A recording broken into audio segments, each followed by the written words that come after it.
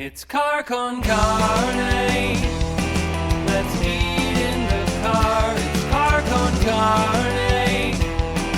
And now here's the star of our show, James Van Alstyne.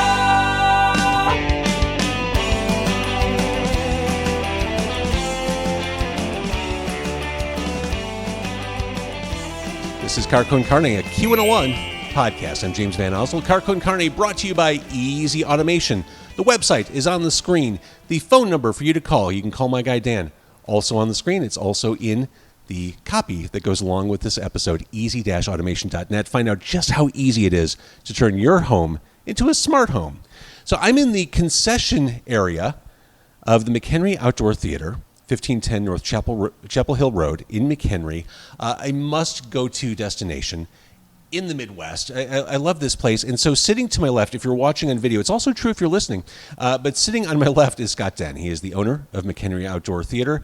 To my immediate right, he is Kevin Lockhart. He is the writer and creator and owner of High on the Hog, which will be showing here at the drive-in. We'll talk about that. And then to our far right, my far right, it is Ben Lewandowski, editor of High on the Hog. Nice to see you guys here in the afternoon before this place gets bananas. Yeah, this is exciting. It is exciting, and I'll tell you, Scott, pulling in here, there is something. I am still a kid when I pull into the drive-in parking lot. There's something really exciting and thrilling to me about that experience. I've been here 24 years, and still every day that I come in here, I still get flooded with the memories of when I used to be here as a child. You see the kids playing catch with their dad and their grandpa. And that's representing, 3 generations of memories being made, and that's the whole point of doing what we do here is to keep those memories, facilitate those memories, keep them going for future generations, to have the memories that we had, and keep that going.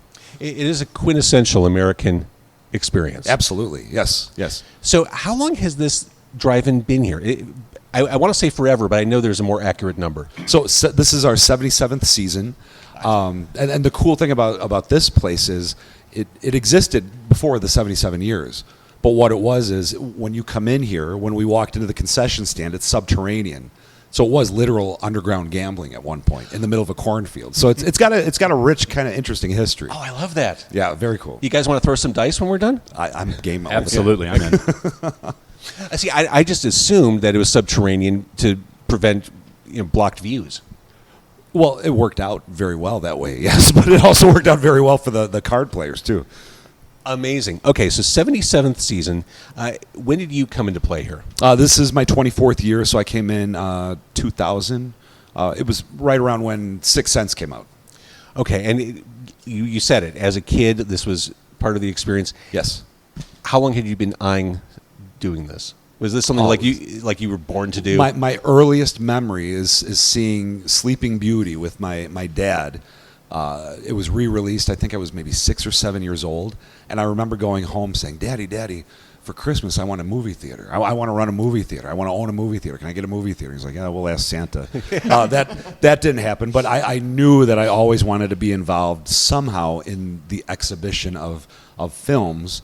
For people like me, people who just love the experience beyond just the movie, the memories, the experience, the smells, the sights, everything. There's something about the communal experience of sharing that moment of watching a movie on screen, and as you walk out of the movie, you hear everybody talking about the same thing that you just saw. You don't get that anywhere else. Well, and you said it, that shared experience. Right. It's something we've lost sight of across the board in the internet era, but especially here, that's so important. Absolutely, and I think it's even more important now with you can stream anything at home. You can, and when you're at home, you're with your family, your friends, maybe a few. But here, this is a giant family. You feel like a part of something real when you're here. It's funny. That's a word I keep coming back to on this podcast is community. Whether I'm talking to musicians, craft breweries, talking about movies. You build community. Absolutely. Yes. You find your tribe, so to speak. Right. This is a big, happy family. Yeah. So I think one of the only positives of the pandemic was people realized, oh, shit, drive-ins are important. Right. Yes. Yeah. The pandemic definitely definitely spurred. I mean, there were pluses and minuses with the pandemic, obviously, but from the movie industry point of view, there were no films being made at that time, which affected product production in the years ahead. But also, I couldn't show new movies because they shut that down too. Right. Indoor theaters were closed. So, you had to be creative. So we were doing concerts. We were showing Jaws. We were showing Raiders of the Lost Ark. And that alone, I think everybody owns those movies at home, or you could stream them. But the fact that you could come here and share in that experience that you couldn't have anywhere else during that year of 2020 was an important one. I think opened people's eyes to what you could experience here. Well, thinking about Jaws and the movies we all own, I mean, to me that seems like a competitive advantage for an independently run theater, being able to show stuff that the big chains won't show. Correct. Like, yes. Create those experiences that they simply don't see the financial reward in creating. Right. There's a lot more freedom, especially not just being an outdoor, but I think being independent. There's a lot more freedom. It's you come up with ideas like we have with Kevin and Ben here. We're free to throw things against the wall, see what sticks, and go with it. Run with it. So that's a fun aspect of this job. Is the job fun? Because I walk into this concession stand, I'm like, this just kicks ass. You've got it decorated for Halloween. Sitting behind us, if you're watching on video, and if you're not watching on video, you should. Sitting behind us is this projector that is decades old. Yes. I mean, this is a museum piece.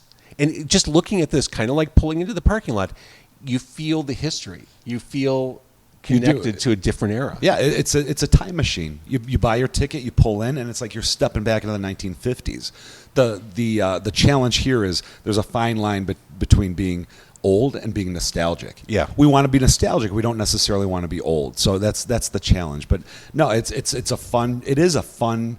I don't even like calling it a job. I tell my wife I work very hard to not have to work for a living. I get that. It's a blast. So when does the season end? We will end the week before Christmas.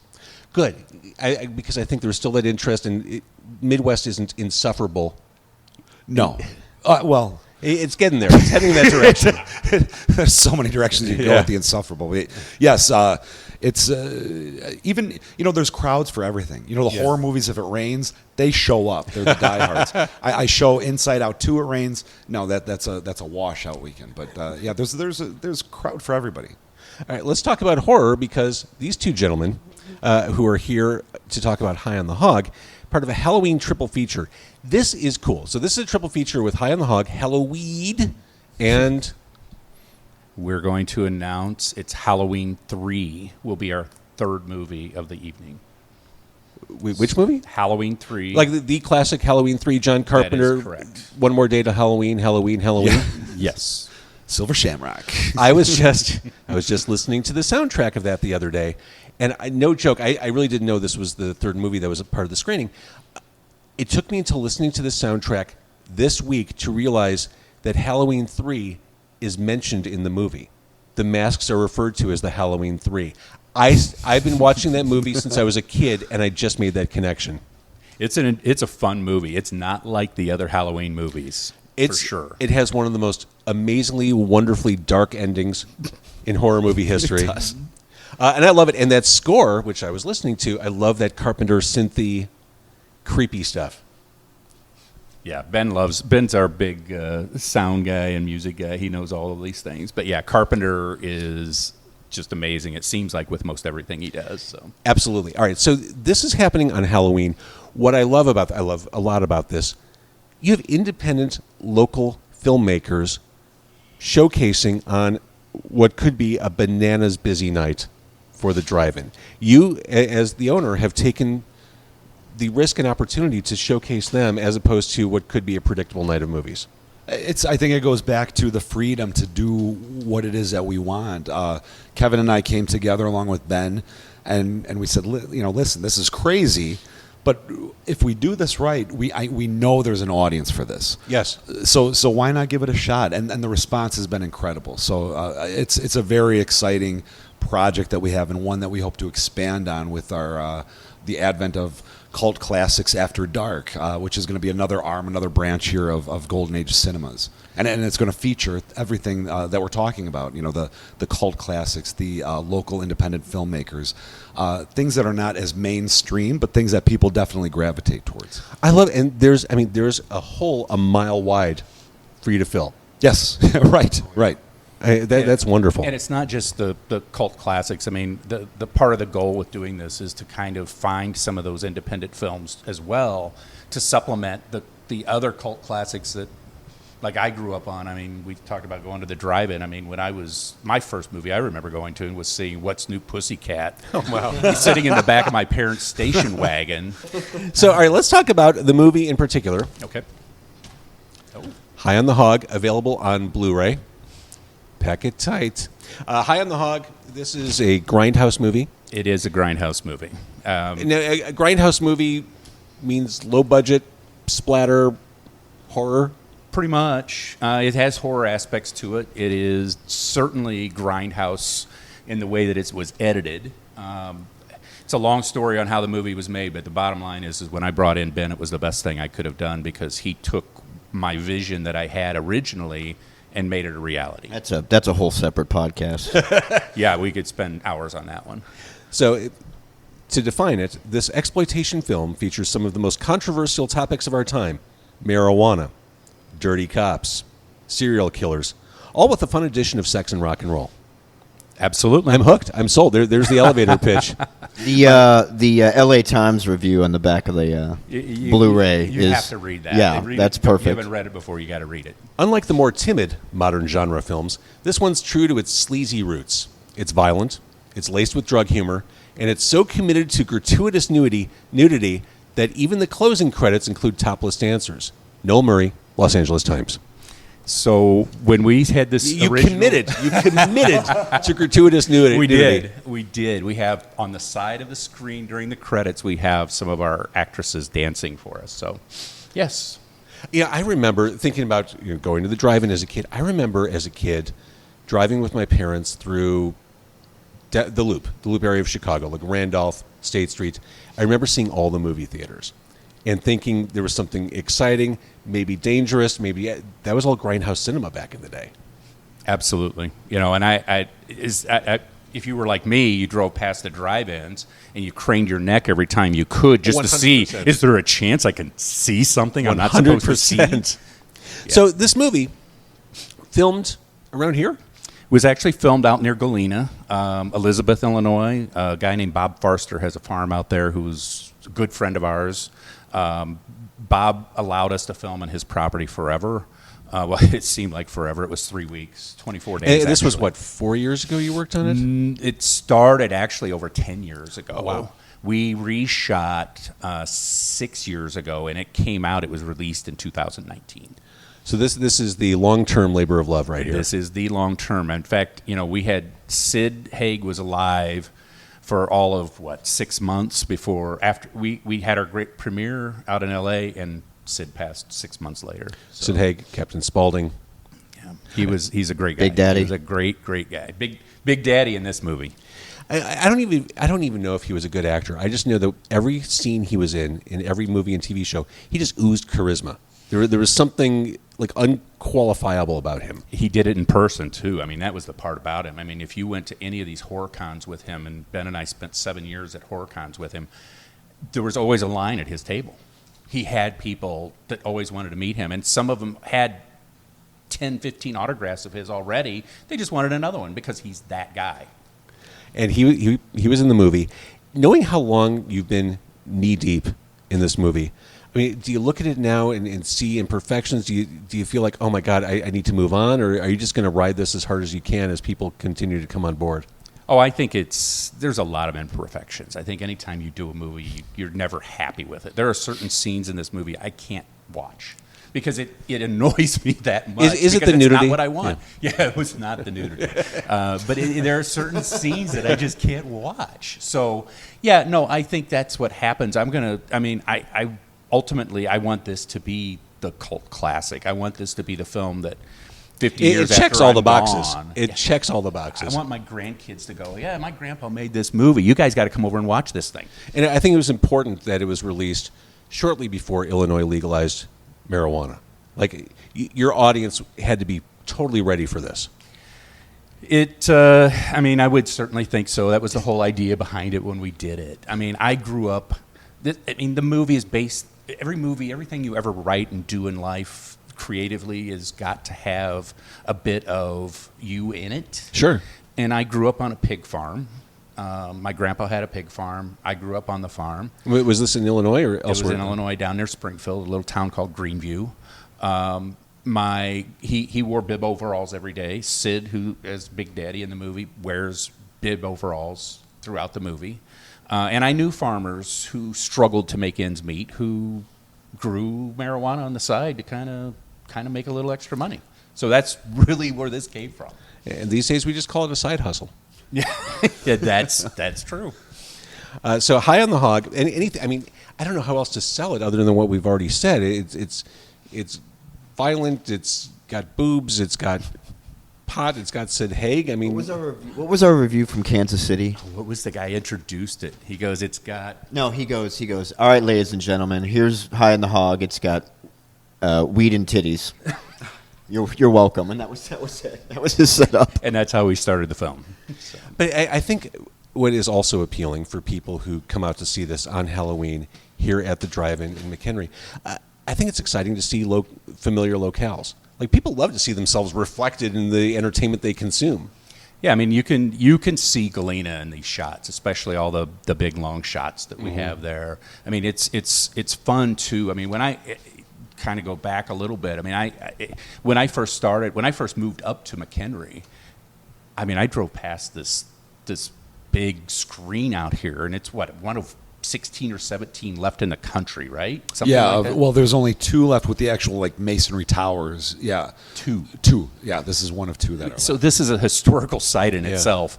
But I drove past it, and I'm like, my whole dream when I made this was I want it to be shown at a drive-in, and Yes. Scott's made that happen for me. And so for me, it's a dream come true. The fact that we're going to have a movie called Halloweed. Also being shown that night. With Jim O'Hare, who's a former Carcon Carney guest. Really? We did virtual, but it counts. Very nice. Yeah. Very nice. Well, there will be some people out here. I don't know exactly who it is, but there will be people here from Halloweed as Very well. exciting. And then the third movie being Halloween 3. I mean, everything just kind of This is so cult classic that the big mainstream Hollywood anchor is the most obscure and fringe of the entire Halloween franchise. True. That's why we chose it, though. I mean, we had this. I still love that discussion. movie. I still love it. How many times has anybody seen it in the theater, let alone on a big screen? Well, now we're all of a certain age. I remember as a kid seeing a lot of movies in the theater that I would never have taken my kids to in the present day. Halloween 3 is one of them. That would be a good description of it, I think. The story I love to tell, I remember as a very small child being taken to the Golf Mill Theater by my father. This was 1979. Took me to see the new sci-fi movie Alien. I was a small child. That was the first time I ever voluntarily left the movie theater. Because pre-internet, you didn't know what was coming. There were no spoilers. Nope. And that scene was unprecedented, and I was out. And you know, it's funny. I've seen interviews with people going, "If you change your mind, you wish you wouldn't have brought your kids to see this?" And they're like, "Yeah, kids got to see it sometime." And it's such an interesting generational statement. Like, I saw all that shit as a kid. Wouldn't dream of doing that for my kids. Scott sees a lot of that here. I saw a lot of it when I was a child too. I remember coming with my grandma and grandpa, like, "Oh, the new Indiana Jones in the Temple of Doom," and all of a sudden there's the heart scene with Mola Ram, and you're like, "Oh my god!" Like, but you're right. The only thing that you had were TV commercials and the trailers, before certain movies. But that was How kind of bad the could beauty it of it. be? Yeah. Right, how bad could it be? And that's the other thing with High on the Hog. I would check out the trailer for it. Who edited the trailer? I cut the trailer. It's a beautifully done trailer. I mean, it really captures the essence of what the movie is. I would definitely check that out. Well, I mean, this night is a no-brainer for Halloween. Hang out with your friends, load up the car, load up a couple cars, head out here, support local cinema, support local theater, local drive-in, and see some kick-ass movies. I mean, It's going to be a lot of fun. I mean, you know what kind of crowd we're going to get. It's going to be a total party vibe. It's going to be a party vibe to it. I hope the snack bar is empty when we leave. Are we going to plug the other two shows? Oh, we can. plug away. We're going to be actually what we did. And Scott mentioned the cult classics after dark. So with our new subsidiary or whatever you want to call it, I didn't say that well, of Golden Age Cinemas, we're going to actually the second night, so we expanded, we're bringing out Brett Wagner. Now, Brett was in the 2003 version of Texas Chainsaw. Okay. He did the first kill in Texas Chainsaw. And then he's in 2010 remake of The Crazies. He was in Which that as well. I didn't mind at all. No, I liked it. Yeah. I Cool think it was flick. a really good movie. So we're doing that, and Brett will be here that Friday That's night cool. to sign autographs and to bring. I think he said he's got sledgehammers and other things that he'll be autographing and That's selling. amazing. So we got that, and then Saturday night we're going back to what we talked about with indie films. So Ben worked on a film called Gothic Slayers. You were the editor, right? Yeah. Okay, so Gothic Slayers. Gothic Slayers is being shown Saturday night along with a film called Extraordinary. Now, I don't know if you've seen it, but Extraordinary was, I thought, a really fun movie.